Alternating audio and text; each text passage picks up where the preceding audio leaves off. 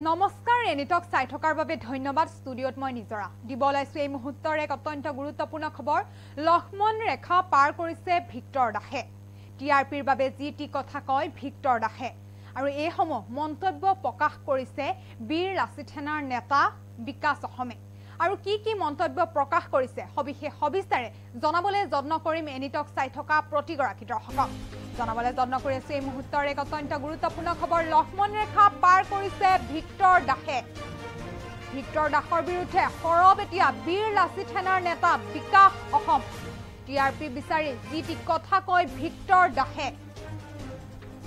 Victor Das সলনি হ'ব বুলি ভাবিছিল কিন্তু সলনি নহল এই মন্তব্য কৰিছে বিকাশ অসমে শিক্ষকৰ বৃত্তিত থকা ভিক্টৰ দাসে মদ খাই জিটি কৰে সমাজখন বিষাক্ত কৰি পেলাইছে ভিক্টৰ দাসে এটা ভিক্টৰ দাসে সমাজখন বিষাক্ত কৰি পেলাইছে বুলি মন্তব্য প্ৰকাশ কৰিছে বীৰ লাচিত সেনাৰ নেতা বিকাশ অসমে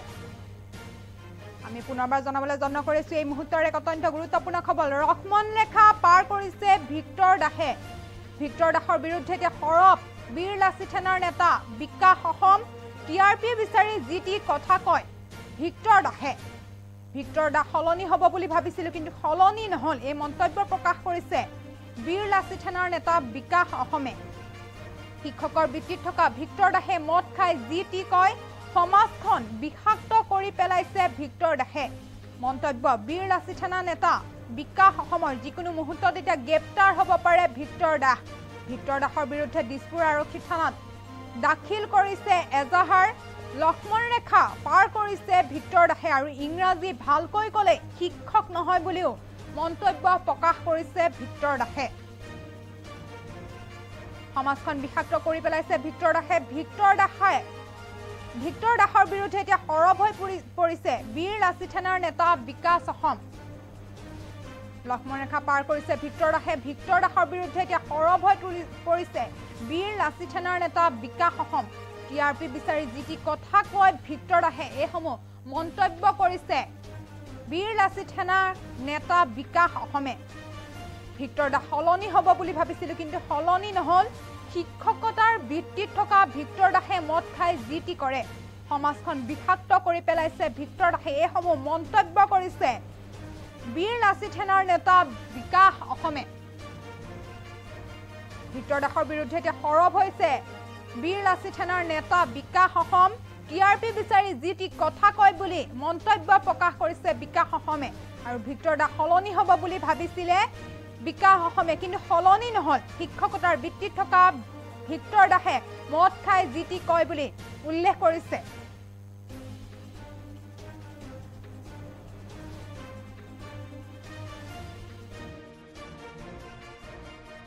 আছে বিগত দিনত অসম আৰক্ষীয়ে তেওঁক ঘৰৰ পৰা চুচৰাই বগাই লৈ আহিছে এনেকুৱা অভব্য আচৰণ কৰাৰ কাৰণে মুখৰ কোনো লেকাম নথকা কথা কোৱাৰ কাৰণে তেওঁক আমি ইয়াৰ পৰা আকৌ বাৰে কম হাজাৰবাৰ কম যে বিতৰ্কিত শিক্ষক ভিক্টৰ দাসে যিটো ঘটনা যোৱাকালি ঘটাইছে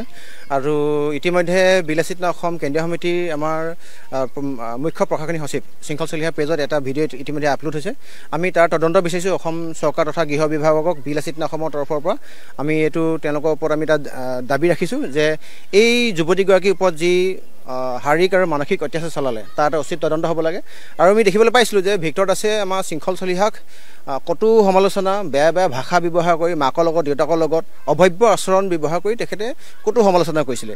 গণতান্ত্ৰিক এটা ব্যৱস্থাত আছোঁ যদিও সমালোচনা কৰা সকলো ৰাইট আছে কিন্তু তেওঁ যি লক্ষ্মণ ৰেখা ক্ৰছ কৰি হকে বিহকে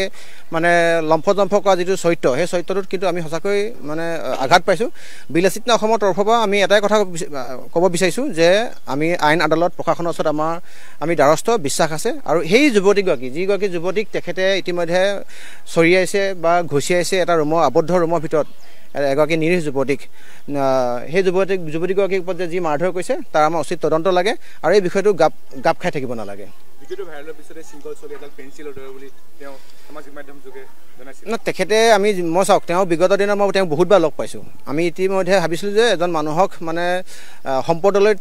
মানে তৈয়াৰ কৰিব পাৰি নেকি, টানি আনিব পাৰি নেকি। তেখেতক বিভিন্ন ক্ষেত্ৰত আমি দেখিবলৈ পাওঁ, মানুহে তেখেতক যদি আমি ভালকৈ যদি এটা এছেট হিচাপে যদি আমি বনাব পাৰোঁ, আহি থকা দিনত তেখেতৰ পৰা আমি অসমখনে বা ছাত্ৰ ছাত্ৰীয়ে কিবা কিবি পালেহেঁতেন। কিন্তু আমি দেখিবলৈ পাইছোঁ যে বহু চাম ব্যক্তিয়ে তেওঁক মানে একাষৰীয়া কৰি ৰাখিব বিচাৰে। তেওঁ অভব্য আচৰণ, বেয়া আচৰণৰ কাৰণে, মদ খাই মাতলামি কৰাৰ কাৰণে তেওঁক মই বহুতবাৰ কৈছোঁ। তেওঁ ঘৰতো আমি ইতিমধ্যে আমি এবাৰ গৈছোঁ, যে মাকৰ যি অৱস্থা তাক দেখি আমি সঁচাকৈয়ে মৰ্মাহত হৈছিলোঁ। আমি ভাবিছিলোঁ যে তেখেতে কিবা অকণমান সলনি হ'ব পাৰে নেকি, এখন ভাল সমাজ পালে। কিন্তু আমি দেখিবলৈ পালোঁ তেওঁ মদ খাই যোৱা কালি যিটো মাতলামি কৰিলে, এই মাতলামিটো